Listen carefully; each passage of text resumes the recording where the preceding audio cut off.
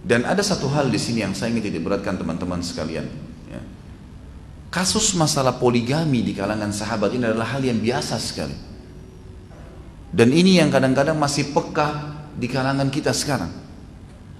Mereka sangat biasa sekali masalah poligami, dan itu tidak pernah ada satu riwayat pun yang menjelaskan kepada kita bahwasanya ada sahabiat yang menolak poligami. Belum pernah ada satupun mereka yang menolak itu.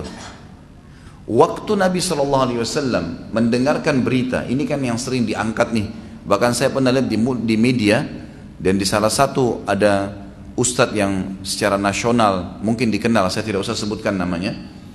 Dia tampil dan dia malah mendatangkan riwayat ini dengan alasan poligami nggak usah ada. Subhanallah, gitu kan? Perintah Allah dari langit menyuruh menikahi wanita 2, 3, 4. Kalau kalian takut adil, tidak adil, baru 1. Gitu. Sampai Syekh Bin Baz mengatakan asal dalam pernikahan adalah poligami, bukan monogami. Kalau ragu baru kemudian 1. Jadi di sini banyak orang yang tidak paham tentang masalah konsep seperti ini. Asalnya memang sudah seperti itu. Para sahabat biasa sekali mereka melakukan pernikahan seperti ini, dan itu bukan aib bagi mereka. Kalau ada seorang yang mati syahid meninggal, maka pasti para sahabat yang belum mati berlumba-lumba mendatangi rumah mereka sambil mengatakan, wahai Ummu Fulan, kami kalau habis masa iddamu beritahukanlah kepada kami. Saya kembali dulu ke riwayat tadi. Ada orang yang menolak poligami sekarang dengan alasan riwayat ini, mengatakan bahwasanya Ali radhiyallahu anhu pernah di masa Fatimah masih hidup radhiyallahu anha akan menikah dengan anaknya Abu Jahal. Abu Jahal meninggal dalam keadaan kufur, tapi anak perempuannya masuk Islam. Karena dianggap kedudukan Abu Jahal dulu Raja Mekah, orang-orang muslimin mengatakan, orang-orang dari Mekah mengatakan, orang-orang Quraisy, wahai Ali, nikahilah anaknya Abu Jahal, sebab dia punya kedudukan layak untuk menikah dengan orang seperti kamu. Maka Ali pun waktu itu diam, menunggu titah dari Nabi SAW. Fatimah di sini tidak ada satu kalimat pun, dan riwayat mengatakan Fatimah radhiyallahu anha tidak pernah ada riwayat satupun sahabiat yang menolak masalah hukum Allah SWT ini. Tidak pernah ada riwayat satupun, saya katakan seperti itu. Riwayat yang saya sebutkan sebentar lagi adalah riwayat yang sering diangkat dan disalahfahami. Waktu mendengar bahwasanya Ali akan menikah dengan anaknya Abu Jahal, Nabi SAW naik ke mimbar lalu berkata, setelah tahmid dan salawat beliau mengatakan, saya bukan melarang hukum poligami, dan saya tidak menahan Ali untuk menikah lagi. Nabi SAW jelaskan, tetapi tidak layak bersatu di bawah naungan seorang laki-laki, anak seorang nabi, dan anaknya musuh Allah. Gitu kan? Jadi di sini Nabi SAW bukan melarang Ali poligami. Fatimah juga tidak pernah menolak poligami pada saat masa hidupnya. Tetapi yang di sini Nabi SAW waktu itu yang mengambil Ali, menahan, dan ini kata para ulama kemungkinan besar memang wahyu dari Allah Subhanahu Wa Taala. Karena Nabi SAW tidak pernah berbicara kecuali dengan wahyu, gitu kan? Maka yang terjadi adalah Nabi SAW mengatakan tidak layak anak seorang nabi berada di bawah naungan laki-laki disatukan dengan anak musuh Allah, gitu kan? Hanya karena kasus itu saja. Tapi dikatakan nih buktinya nih, Ali sendiri tidak menikah, tidak poligami sampai Fatimah meninggal. Nabi SAW sendiri tidak menikah sampai Khadijah meninggal, sehingga dijadikan sebagai tolok ukur. Salah saudaraku. Kita kalau bicara masalah hukum syar'i tidak boleh membawa perasaan, nggak boleh. Karena kalau kita bawa perasaan tidak akan ada jihad, nggak akan ada sholat malam, tidak akan ada lagi hujan lebat ke masjid, tidak akan ada membersihkan kotoran orang tua kita kalau bentuk bakti, tidak ada semua itu, gitu kan? Akan hilang karena kita akan bawa perasaan. Tapi kalau dalam agama tidak ada perasaan, apapun yang diperintahkan, bahkan sampai darah kita pun tertumpah di jalan Allah, kita tidak akan pakai perasaan. Memang sudah begitu. Itulah kesempurnaan orang-orang yang beriman. Tentu saya tidak katakan setiap orang langsung spontan melakukan poligami. Dia harus belajar, punya ilmu. Kata Umar radhiyallahu anhu, kalau antum masih ingat dulu pada saat kita membahas kisah Umar, kata-kata bijaknya dia mengatakan, berilmulah sebelum kalian memimpin, berilmulah sebelum kalian melakukan sebuah perbuatan. Artinya kuasai dulu ilmunya. Poligami dalam Islam adalah bab tertinggi dalam Rumah tangga, bab pernikahan, orang harus menjalani dulu rumah tangga yang awal, membangun pondasi yang kuat. Dan poligami itu jangan difikiri ikhwah di sini misalnya untuk dirinya, akhwat juga di belakang. Jangan berpikir poligami buat suaminya, keliru. Untuk dua-duanya itu, dua-duanya punya maslahat dalam masalah poligami ini. Si suami mendapatkan tambahan pasangan karena menjalankan sunnah Allah, perintah Allah. Karena tidak ada laki-laki yang melakukan poligami dengan niat hanya hawa nafsu, kecuali pasti akan rusak rumah tangganya. Nggak pernah berhasil poligami itu. Tapi kalau niatnya karena perintah Allah dan Rasulnya, memang ini adalah sebuah perintah Allah, dan dia juga tidak sampai merusak rumah tangga dia yang pertama. Tidak ada udzur syar'i kalau dia rusak, maka insya Allah itu akan aman-aman saja, tidak ada masalah. Makanya dia merangkul pasangannya untuk sama-sama menyempurnakan agama itu, gitu kan? Sama-sama. Bagi akhwat yang suaminya menikah, maka dia akan mendapatkan sahabat yang dekat dengan dia. Ini bukan musuh, bukan saingan. Sampai dalam bahasa Indonesia itu diistilahkan dengan madu. Madu kan selalu manis gitu ya. Artinya orang yang selalu bisa memberikan kehangatan, ketentraman. Banyak teman-teman saya melakukan ini dan memang melakukan dengan asas agama. Subhanallah, kemana-mana pasangan hidup mereka sama-sama pergi. Bahkan ada teman saya yang sangat dekat di kota Makassar, itu sampai jadi buah bibir di Makassar, kemanapun istri-istri mereka dia jalan sama-sama semuanya rame-rame. Mungkin orang kalau pakai perasaan nggak masuk di akal, kenapa harus begini? Kalau anda belum bisa melakukannya, jangan menolak hukum Allah Subhanahu Wa Taala, karena akan kemana-mana rentetannya. Akan menilai kenapa Nabi poligami, akan menilai kenapa sahabat poligami, bahkan lebih berat kenapa Allah turunkan hukum poligami. Saya pernah dengar dengan telinga saya sendiri salah satu dosen di kampus, karena dia mungkin pada saat lagi gembar-gembor masalah poligami di Indonesia, lalu dia mengatakan auzubillah dari poligami. Subhanallah, kalau anda belum mau kerjakan ya silahkan sendiri saja, gitu kan? Jangan ajak orang lain. Kita disuruh mengajak orang lain untuk melakukan apa? Kebaikan. Jangan malah larang orang lain melakukan kebaikan. Seperti pernah saya kasih kasus contoh, banyak orang mendatangi masjid, pada saat dia temukan masjid itu kotor misalnya karpetnya, atau kerannya bocor, gitu kan?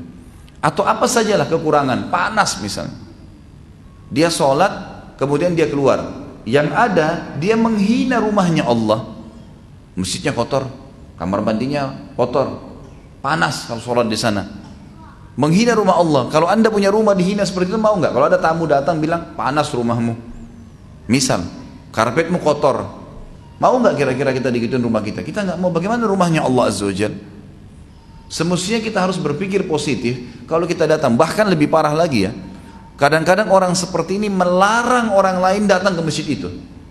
Ada temannya atau kerabatnya, mau kemana? Oh saya mau sholat di masjid. Jangan, di sana panas, sana kamar mandinya kotor, di sana begini dan begitu. Bukan cuma sekedar dicukupkan dirinya yang tidak melakukan, punya andil, bahkan menghina ya rumah Allah, hukum Allah di situ untuk kita sholat, bahkan mengajak orang lain untuk juga melakukan itu, membenci masjid itu, membenci rumah Allah, membenci mengerjakan hukum Allah, sholat di situ. Subhanallah. Mestinya kita berpikir, apa andil saya? Kalau panas, belikan AC kalau anda punya uang supaya panasnya hilang. Maka semua orang yang sholat di situ akan kita panen pahalanya karena dia merasa sejuk dan nyaman. Kamar mandinya rusak, ganti kerannya. Berapa satu keran? 30 ribu, 50 ribu rupiah, ganti. Semenjak baik itu, anggaplah 1 tahun saja berlaku, 1 tahun lagi bocor rusak. Tapi 1 tahun berapa banyak orang yang wudhu kita panen pahalanya? Berapa lama antum kalau ngangkat karpet masjid dekat rumah yang sudah kotor, pamit sama marbotnya, masukkan ke laundry? Atau coba saya sering lakukan dan alhamdulillah berhasil. Setiap kali ada terlintas di benak saya sebuah program sosial, maka saya langsung lempar ke jamaah saya. Ini ada program motor untuk dai, ini ada program untuk cetak buku ulang, ini ada untuk AC masjid, ini untuk dispenser, ini untuk ini. Jadi saya buatin program dan alhamdulillah dengan mudah bergulir karena saya ngajak orang-orang berbuat kebaikan. Allah mudahkan, Allah berkahi. Berapa banyak tempat yang sudah kita perbaikin, berapa banyak kasus-kasus masalah orang terlilit utang sudah terlunasi, dan beragam macam hal. Pikirkan bagaimana kita punya andil di situ. Ada orang subhanallah, kasus dalam ini contoh ini tarik dalam masalah poligami. Ada orang dia belum bisa poligami, dia menghina poligami itu, gitu kan? Ini berbahaya sekali ini, menghina hukum Allah SWT. Kalau dia belum bisa dia sendiri, jangan ajak-ajak orang lain, gitu kan? Dan lebih parah daripada itu, tadi sama kasus masjid, dia udah menghina rumahnya Allah. Yang kedua, lebih parah daripada itu, dia menghadang orang lain untuk datang ke masjid itu. Dia menghalang orang lain untuk melakukan poligami. La haula wala quwata illa billah.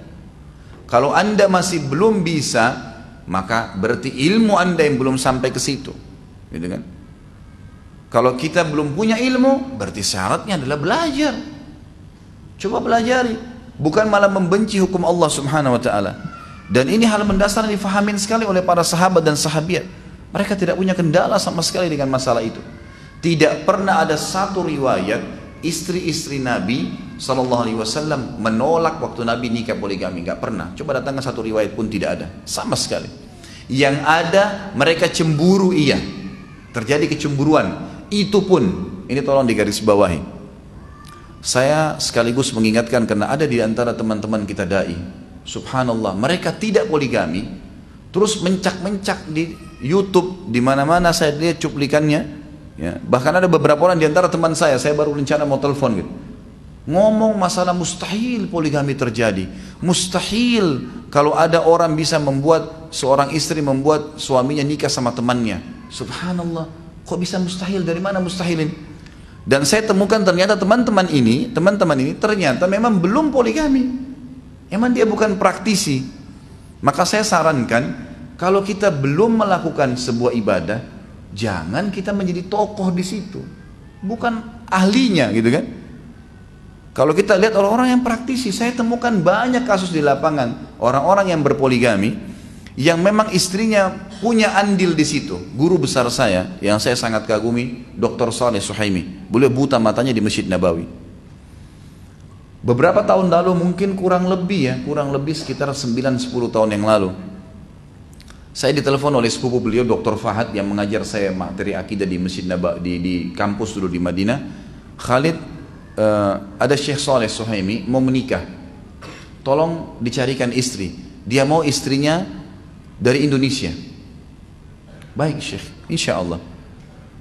Saya iklanin di pengajian saya waktu itu masih di Makassar. Saya iklanin, ini ikhwah akhwat, tolong, ada seorang Syekh, beliau pengajar di Masjid Nabawi, hafal Quran 30 juz, gitu kan.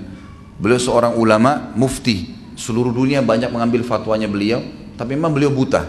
Umurnya sekitar 50-an, ingin menikah poligami. Saya juga awalnya, waktu itu saya belum poligami. Dan akhirnya saya berpikir apakah ini bisa terjadi gitu. Tapi saya coba tawakal Allah. Subhanallah, banyak akhwat yang hubungin saya waktu itu ke HP saya. Ustaz, saya dengar ada berita begini, apa benar? Saya bilang iya, benar. Baik Ustaz, saya bersedia. Ada beberapa orang, maka saya sampaikan ke Syekh. Syekh, ini biodatanya sudah masuk, namanya si fulan, umurnya begini dan seperti ini. Syekh pun menyampaikan kriteria yang dia inginkan. Dan Syekh waktu itu sudah memiliki 3 orang istri. Ini istri yang keempatnya. Saya sampaikan, ini Syekh sudah punya 3 orang istri dan dia membutuhkan istri yang keempat. Subhanallah, ada di antara akhwat yang kita tidak fikir. Saya waktu itu masih menikah dengan 1 orang istri saya di Makassar, dan saya tidak tahu kalau memang akan terjadi itu. Ternyata ada di antara akhwat kita, dan umur mereka masih muda, mereka masih baru menuntut ilmu, tapi mereka mau. Dan akhirnya subhanallah, karena Syekh tidak melihat, maka yang bantu dia untuk melihat akhwat itu, karena akhwat ini pakai cadar, waktu itu masih masuk di warnet, belum seperti sekarang fasilitas luar biasa internetnya di HP bisa. Itu masih di warnet, kemudian masuk di warnet yang tertutup, ruangan tertutup. Ukhti kita ini yang sekarang jadi istri beliau di Madinah dan masya Allah sudah punya anak, sekarang sudah warga negara Saudi, gitu kan? Itu duduk di depan komputer, kemudian dibuka cadarnya. Yang bantu Syekh untuk melihat istri, calon istri ini istri pertamanya beliau, Ummu Abdillah. Dan Ummu Abdillah yang mengatakan, Syekh ini sudah cocok buat anda, lamar saja dia. Begitu nikah, si telepon, Khalid, saya sudah cocok sama ini, maka lamarkan. Saya lamarkan, kemudian saya juga buatkan acara di gedung waktu itu di kota Makassar, dan berhasil alhamdulillah menikah. Sudah selesai, waktu itu ukhti kita masih sekolah, masih kuliah, dibiayai sama Syekh kuliahnya sampai 2 tahun baru berangkat ke Madinah. Setelah itu akhirnya punya anak dan sampai sekarang hidup. Bahkan Ummu Abdillah berbagi malam. Awal datang Ummu Abdillah mengatakan kepada Syekh, dia mengatakan istrinya yang pertama ini bilang, saya kasih malam saya untuk orang ini, gak apa-apa, ini seperti adik saya sendiri. Dan dalam rumah tangga beliau itu saya lihat luar biasa, bagaimana istrinya itu seperti saudara. Bahkan saling telepon, hari ini kamu mau masak apa? Saya masak yang lain ya. Terus begitu. Kalau supirnya Syekh pergi ke pasar untuk beli belanja makanan, maka masing-masing punya pesanan, dan mereka tidak pernah itu yang kita dengar berantem, pukul-pukulan. Saya nggak habis berpikir kalau itu bisa terjadi, kecuali memang niatnya sudah bukan karena Allah dan Rasulnya. Dan banyak kasus seperti itu. Saya ikhwan berpoligami, saya pribadi. Dan kalau istri saya dari Makassar datang ke Jakarta, saya suruh istri saya di Jakarta jemput. Fadl, jemput kakak kamu di bandara. Dijemput sama dia. Saya kasih duit, silakan belanja sama-sama. Bahkan saya ajak, kalau saya ke Makassar, saya ajak istri saya untuk datang. Dan alhamdulillah, saya tempat dalam satu rumah di Makassar sama-sama, dan berjalan kehidupan. Saya keluar sama-sama satu mobil. Saya praktisi, dan saya temukan tidak ada masalah itu. Kok bisa ada dai-dai yang bicara tidak mungkin, tidak mungkin. Subhanallah, orang-orang ini bagaimana? Bukan praktisi terus ngomong gitu. Yang saya ingin diberatkan di sini ikhwah-akhwat sekalian adalah jangan benci hukumnya Allah, nggak boleh. Kalau kita belum bisa kerjakan, kitanya masih kurang ilmu. Tadi contoh kasus masjid, benci masjidnya Allah, kemudian ajak orang lain benci masjid itu. Subhanallah, ini hati-hati ada dosa di belakangnya, gitu kan? Jadi yang saya ingin diberatkan sebenarnya bukan sedang menceritakan Syekh Soleh, bukan ceritakan diri saya, tapi saya sedang menyampaikan jangan sampai ada persepsi negatif terhadap hukum Allah dan terhadap sahabat yang mengerjakannya. Tadi kan nama-nama banyak ya, wanita terlibat dalam hidup beliau, banyak keturunannya, dan itu bukan aib dalam agama Islam sama sekali, tidak ada aibnya. Dari sisi lain tidak boleh juga ikhwah, banyak ikhwah melakukan poligami tidak sehat, dirahasiakan sama istrinya. Kenapa dirahasiakan, akhi? Apa yang antum takutkan? Takut hanya kepada siapa? Allah Azza wa Jalla. Sampaikan apa adanya. Kalau belum bisa, bujuk, rayu, sampaikan hukum syar'i. Buat, antum harus berhasil. Memang begitu. Gak mungkin kita buka cabang perusahaan, ya, atau buka cabang toko, cabang apalah usaha kita, buka yang baru sementara yang pertama masih amburadul, administrasinya masih belum rapi, kemudian buka lagi cabang, tambah kacau nanti, rugi semua. Tapi dibuat rapi, sedemikian rupa, baru kemudian buka lagi cabang yang lain, baru seterusnya. Dan ini perintah agama. Perintah agama. Bagi yang masih belum bisa, saya sarankan niat saja. Apa boleh buat? Saya bilang niat.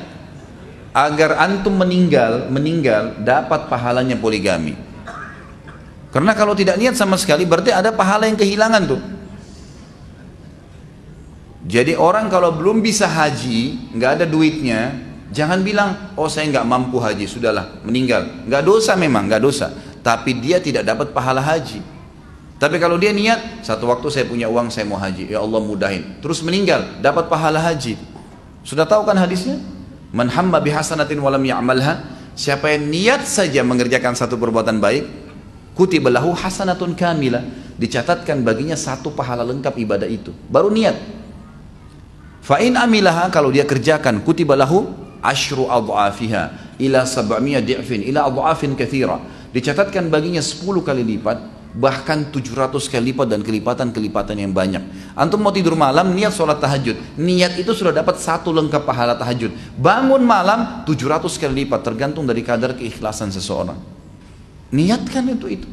Berdoa kepada Allah SWT, karena beda. Ini ciri orang mukmin yang cerdas. Akhwat kita belum bisa menerima poligami, berdoa sama Allah, ya Allah, engkau turunkan hukum ini dan berat dalam hati hamba ini, ya Allah, berikan hamba petunjuk, berikan hamba kemudahan, gitu kan, supaya bisa berjalan.